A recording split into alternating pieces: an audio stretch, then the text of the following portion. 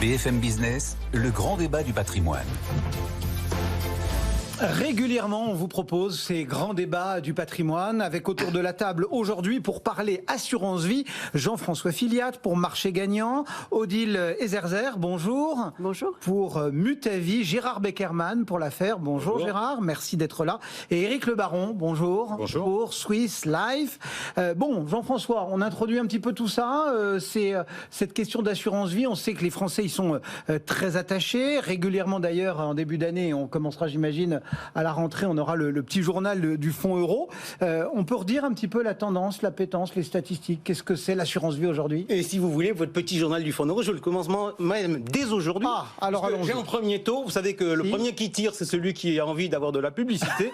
Donc celui qui a eu envie d'avoir de la publicité cette année, c'est Milleis Bank avec un taux de 2,15%, en progression de 1,2 points par rapport à l'an dernier. Donc l'an dernier, ils étaient nettement sous la moyenne. Je peux vous dire que cette année, ils seront au-dessus. Sur le fond, quand même, pour répondre à votre question, je peux regarder les chiffres de la police ou je peux regarder les chiffres des syndicats pour savoir quelle est l'ambiance sur l'assurance vie. Je vais prendre les chiffres de France Assureur que je vais corriger. Pourquoi ? Parce que France Assureur comptabilise dans les stats de l'assurance vie notamment l'épargne retraite. Donc, je vais corriger les chiffres de l'épargne retraite. On a une collecte fin octobre sur l'assurance vie à 7,8 milliards, en retrait de près de 7 milliards par rapport à l'année précédente. À titre de comparaison, livret A, LDDS, fin novembre, ça fait 30 milliards. Donc, c'est pas franchement la fête aujourd'hui pour l'assurance vie. Voilà donc le cadre posé, chiffre un peu décevant, nous dit Jean-François. Quelle était la situation chez vous et comment l'environnement évolue, notamment sur le cœur du réacteur, c'est-à-dire le fonds en euros? Éric Le Baron. Alors, sur le fonds en euros, on n'est pas forcément les plus représentatifs puisque notre stratégie est plutôt orientée vers les UC avec une part UC qui est très largement supérieure à 60%. Nous, on a, c'est un peu le reflet du marché, on enregistre une légère décollecte sur le fonds en euros. D'accord. Ce qui était plutôt favorable dans les exercices précédents puisqu'on avait des taux relativement faibles et qu'il est un peu moins aujourd'hui puisqu'on est plutôt en moins-value sur les fonds en euros. Et donc, comme le disait Jean-François, c'est vrai qu'on enregistre une forte décollecte en ce moment sur le marché français, sur les fonds en euros. Mais ça se fait au profit de la collecte en unité de compte. Donc nous, on est plutôt assez... Donc c'est-à-dire que les Français comprennent le message qu'on leur a adressé depuis des mois. En tous les cas, nos clients le comprennent. Donc et ça, pour nous, c'est plutôt une bonne chose. Odile Ezerzer, chez vous, c'est un peu différent, hein, c'est mutualiste, etc. Du coup, comment ça se passe ? Alors, ce que je retiens notamment de cette année, c'est un besoin accru d'accompagner les 1,3 million de sociétaires de la Massif qui épargnent chez nous. Et ce besoin accru, il a été lié à l'anxiété de l'invasion, déjà de l'Ukraine par la Russie, de la reprise de l'inflation. Et voilà, c'est ce qui nous a amené à être à leur côté, peut-être encore plus.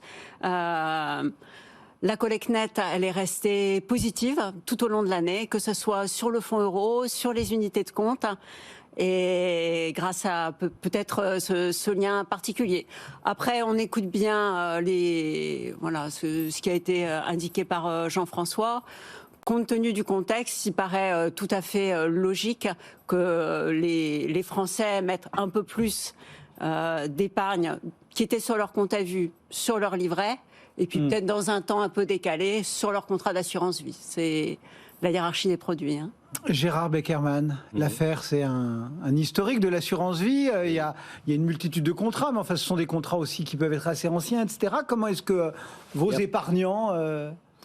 D'abord, je suis heureux de m'exprimer à côté de ma cousine, de la Massive, de Niort, notre nouveau partenaire.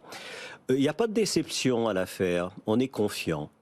Bon, il est vrai que les fonds en euros ne peuvent plus être ce qu'ils ont été, mais il est vrai que nous avons aménagé l'offre, la gamme, que nous faisons confiance, que nous avons confiance, que nous avons même proposé aux adhérents des unités de compte qui ont plutôt bien performé dans la durée, mais on a un tout autre langage. On ne s'exprime pas sur des tendances, je dirais, annuelles, parce que c'est le propre de ce qui est économique ou financier, ça monte, ça baisse, ça baisse, ça monte.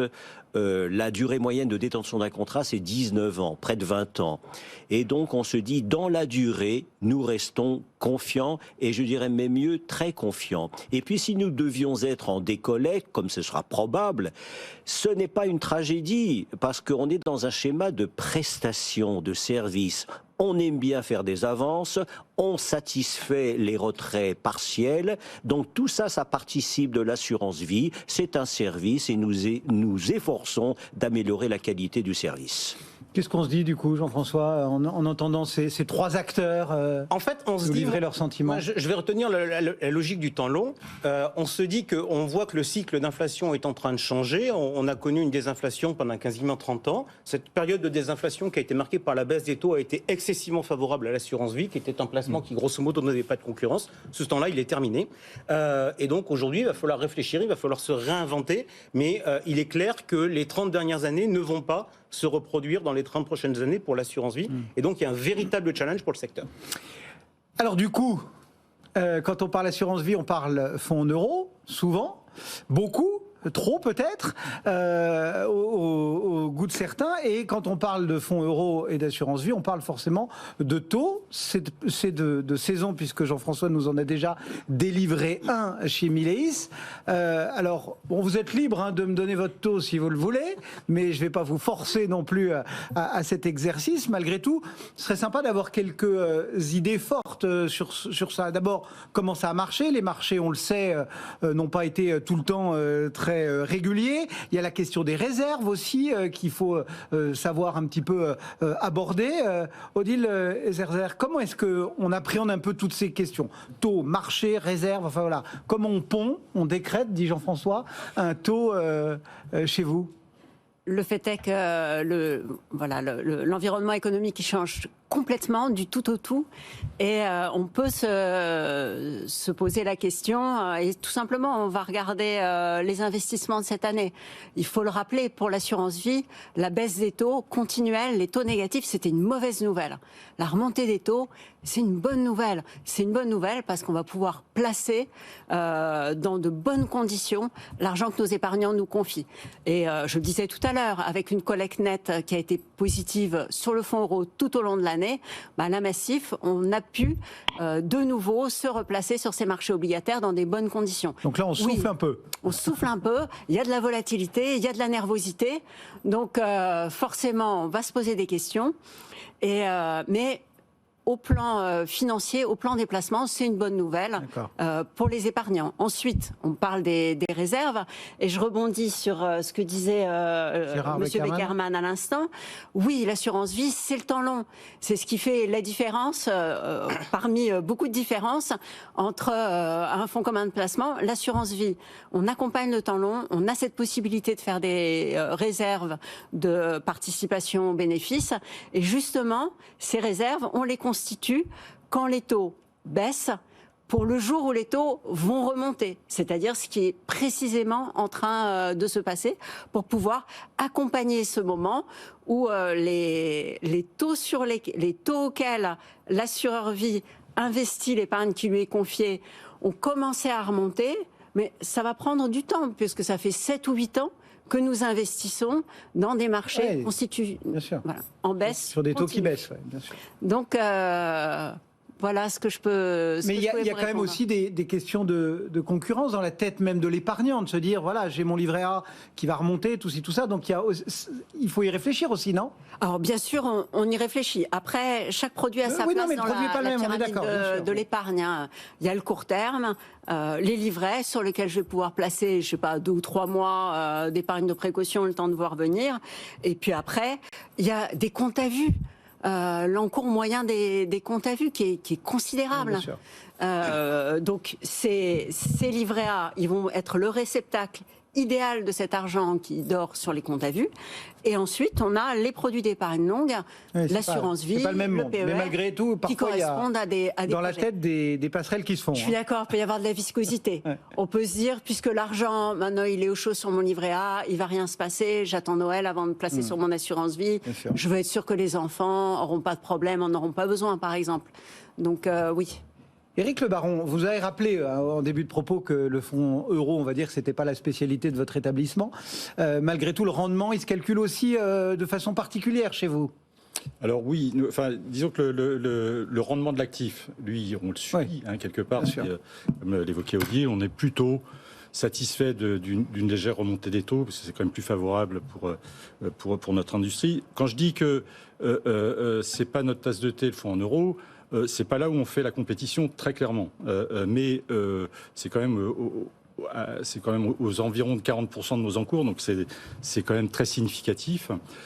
Et donc nous, ce qu'on a toujours essayé de faire depuis maintenant plus de 10 ans, c'est d'essayer de satisfaire la clientèle que l'on considère être notre clientèle cible, celle à laquelle on apporte de la valeur ajoutée en termes de conseils et qui investit énormément en unités de compte. Et donc, sans dévoiler de secret, mais j'attends que Gérard puisqu'il a promis de le faire d'ici la fin de l'émission. Je peux même le faire tout de suite. Il va même le faire tout de suite. Donc, non, vous n'oseriez plus parler. J'attends toujours le rendement du fonds d'affaires avant de me prononcer. Donc, Gérard, il faudra attendre parce que c'est le 12 janvier, c'est ça Non, c'est aujourd'hui. Juste pour compléter, vous voyez, l'année dernière, sur notre clientèle cible, donc plus de 60% du C, on a donné des performances nettes entre 2,50 et 2,70. Bon, ce qui est quand même très très significatif par rapport à la moyenne du marché. Cette année, sans dévoiler de secret, on fera la même chose sur cette clientèle cible-là. Bon. Voilà donc pour... c'est une information, ça. C'est déjà une info, Gérard. C'est du lourd, ça. C'est pas mal, on a un cadre. Mais ça me fait pas peur. Gérard Beckerman pour l'affaire. Oui. En plus, c'est le taux d'une nouvelle ère qui va être annoncé cette année. Pourquoi nouvelle ère ? Parce que vous avez changé... Le partenaire ? Oui. Oui, c'était déjà le cas en janvier de l'année dernière. Oui. Nous sommes confiants. L'affaire n'a jamais déçu au cours des dernières décennies. Pourquoi voulez-vous que nous innovions en apportant la déception ?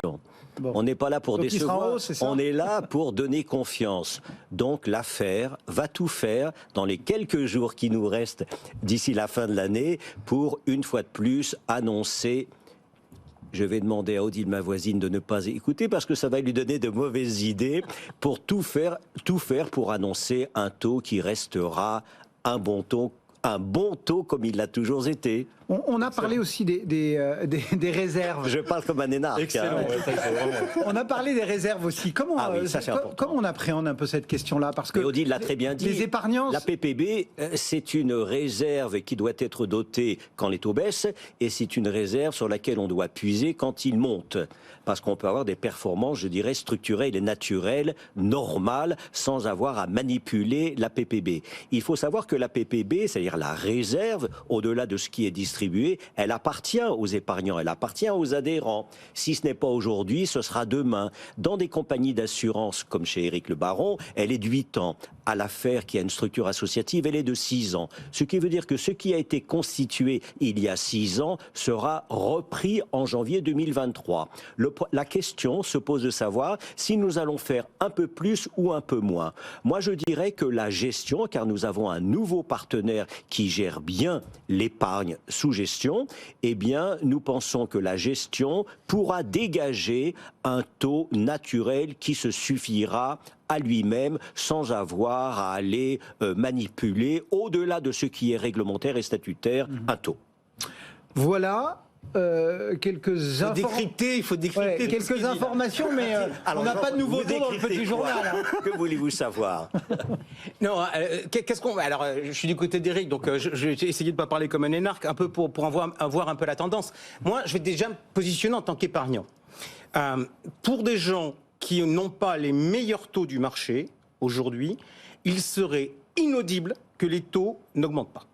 C'est-à-dire que dans un environnement où toute l'épargne augmente, l'assureur qui arrive, la gueule enfarinée, et qui dit « Excusez-moi, mais je vais donner un peu moins que l'an dernier », celui-là, tous ses clients vont dire « Mais ce gars-là, il faut. » Première remarque. Deuxième remarque, comme on est dans le temps long, et en fait, puisque vous évoquiez le sujet de l'équation, je vais poser les sujets en termes d'équation. Comme on est en termes de temps long, je pense que le taux qui sera déterminé, annoncé dans les premiers jours du mois de janvier pour 2022, devra être cranté. Ça veut dire qu'il n'est pas envisageable, genre qu'on remonte l'expérience, qu'on a le chiffre de Méléis, si Méléis sort 2,15 cette année et que l'année prochaine il passe à 1,95, ça sera inaudible pour les clients. Ouais. Donc le taux qu'on doit annoncer, il doit être cranté. Troisième sujet. Ça veut dire qu'on doit être vraiment dans le temps long et se dire que le taux de cette année, on prépare déjà aussi le taux de l'année prochaine. Quoi. Donc c'est pour ça, moi je pense que ceux qui ont annoncé qu'on allait prendre 80 centimes en taux moyen, à mon avis, ils se trompent. Troisième sujet qui est un sujet majeur, on a Odile mutualiste, on a Gérard associatif, on a Eric assureur traditionnel, on n'a pas de banque assureur et c'est eux qui font le marché. Et les banques assureurs, ils ont une contrainte, c'est que ils ont de l'épargne de bilan, le compte de dépôt, c'est du bilan. L'épargne logement, c'est du bilan. Et donc, quel est leur intérêt de sortir de l'épargne de bilan pour la drainer vers de l'assurance vie en tiltant fortement les taux de l'assurance vie? Donc moi, je dis, la hausse des taux en moyenne sur le marché, elle aura lieu. Elle sera plutôt modérée. Donc moi, je crois beaucoup plus à 30 points de base, donc on était à 1,30 en moyenne, donc je pense que la moyenne sera aux alentours de 1,60 cette année. Les meilleurs dépasseront les deux, et grosso modo, voilà un peu le périmètre. On poursuit nos échanges autour de cette question de l'assurance vie. Après le fonds euro, l'actif général, rentrons dans le monde des unités de compte. Et on le disait en propos liminaire, les marchés n'ont pas été fabuleux cette année, c'est le moins qu'on puisse dire. Il y a eu des soubresauts. Du coup, qu'est-ce qui marche un peu aujourd'hui comme unité de compte, Éric Le Baron? Alors, c'est assez marrant d'ailleurs la façon dont vous abordez les choses parce que effectivement quand on regarde uniquement, parce qu'on voyait tout à l'heure le CAC 40, il est un peu dévissé, mais cette année est une année unique d'opportunités d'investissement. Et chez nous, on a des classes d'actifs qui fonctionnent très très bien parce que les conditions aujourd'hui de marché, de volatilité et de taux d'intérêt sont juste extraordinaires. Donc nous, les classes d'actifs qui marchent le mieux sont évidemment toute l'industrie des produits structurés, où on peut offrir des très belles protections, voire des garanties en capital, avec des garanties de rendement très significatives, comme je disais, les conditions le permettent. On a toujours l'immobilier qui se porte bien depuis longtemps et qui continue à collecter en 2022. Et puis plus récemment, justement ça c'est l'effet de la hausse des taux, c'est ce qu'on appelle les fonds datés ou des fonds à échéance qui sont des fonds obligataires. Le portage. Exactement, et qui offrent aujourd'hui des rémunérations très très attractives avec des fortes protections en capital sur de l'obligataire. Donc ça marche plutôt pas mal. Quelle approche pour vous chez Mutavi ?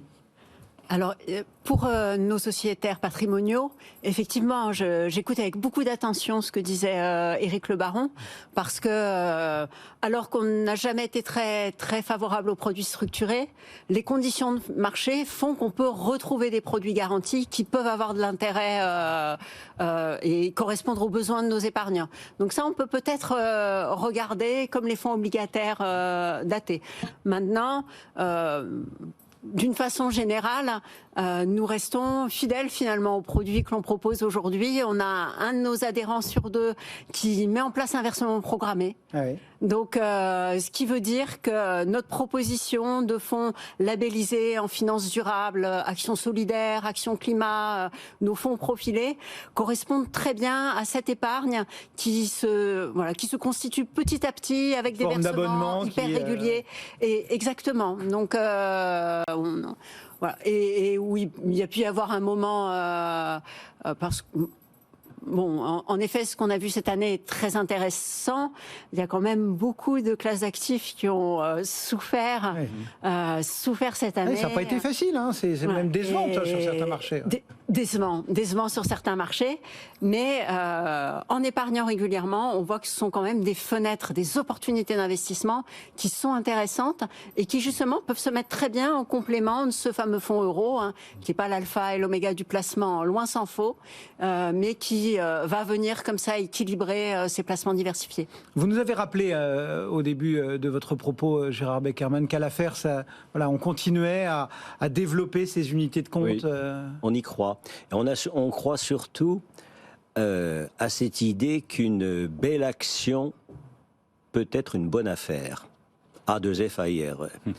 Et nous pensons que c'est un devoir, une responsabilité que de dire aujourd'hui aux épargnants, et Jean-François l'a très bien dit tout à l'heure, les 30 glorieuses des fonds garantis de la sécurité sont derrière nous et ce sera très difficile d'espérer un bon pouvoir d'achat de l'assurance vie pour les 30 prochaines années si nous devions rester sur les fonds en euros. Alors c'est quoi la belle action? La belle action, c'est que de plus en plus, de quoi parle-t-on? On a une assurance vie qui représente à peu près 1450 milliards de fonds en euros et 400 milliards en unités de compte. L'affaire, elle est favorable aux unités de compte pour les prochaines années. Mais pas n'importe lesquelles. Des unités de compte qui vont donner un sens à l'argent, à toute cette épargne. Et la question qu'il faut se poser, c'est de savoir à quoi sert tout cet argent. Les 1900 milliards, ça doit servir à la transition écologique, au développement durable, à la bonne gouvernance, à la French Tech et au private equity, c'est-à-dire les entreprises non cotées.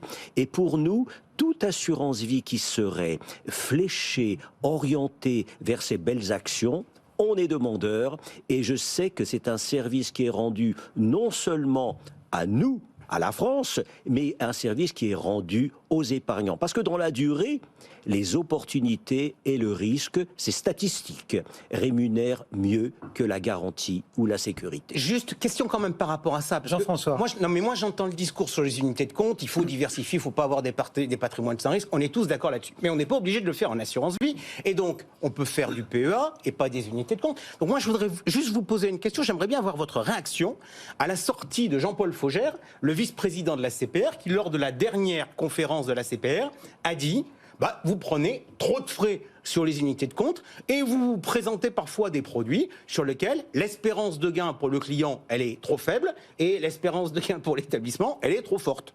Il n'a pas tort. D'abord, un préfet n'a jamais tort. Et lui n'a pas tort, en l'occurrence. C'est sage. C'est sûr. Bon. C'est sage et nous devons le maîtriser les frais, spécifiquement les frais appliqués aux unités de compte. C'est une très bonne remarque. Je partage cette position. Éric Le Baron. Alors, moi, je partage. Effectivement, d'abord, c'est vrai qu'un vice-président de la CPR a toujours raison. Ça, c'est quand on ne veut pas se fâcher. Ça, c'est le premier point. Maintenant, je veux dire, pour être tout à fait précis quand même là-dessus, c'est un sujet sur lequel nous, on se penche beaucoup, puisqu'on est un gros pourvoyeur d'unités de compte. Quand on dit c'est cher, il faut regarder par rapport à quoi. Parce que aujourd'hui, pour vendre de l'unité de compte, il faut rémunérer des gérants, il faut rémunérer de l'expertise, il faut rémunérer des distributeurs aussi, parce que s'il n'y a pas de collecte, il n'y a pas de fonds. Donc tout ça, ça participe à une contribution à la valeur ajoutée qui nécessite évidemment des frais. Sur la gestion de l'épargne. Oui, il faut bien tout prendre en compte, parce qu'en effet, là, déjà, il y a les frais, mais ce qui est important, ce sont les performances et aussi les performances extra-financières. Ce que disait Gérard Beckerman tout à l'heure, effectivement, c'est essentiel de bien pouvoir financer les transitions. Et pour cela, ça passe par des indicateurs, des suivis de l'investissement, du respect de la biodiversité, des labels. Et bien, tout ça, ça a un coût. Donc je crois qu'on est tous d'accord sur la nécessaire modération des frais, l'ardente obligation de transparence sur les frais, pour qu'on arrête de parler aussi de ces sujets-là, mais vraiment qu'on ait la vérité sur ces prix-là, et puis s'assurer qu'on puisse bien financer ces transitions. Merci beaucoup à tous les quatre, donc nos quatre invités du jour. Éric Le Baron pour Swiss Life, Gérard Beckerman pour l'affaire. Donc rendez-vous le 12 janvier, c'est ça? Le 12 janvier. Odile Ezerzer, pour Mutavie, et Jean-François Filiatre pour les grands débats du patrimoine. Donc marché gagnant qui nous accompagne régulièrement. Merci à tous les quatre. Dans un instant, c'est 60 minutes business.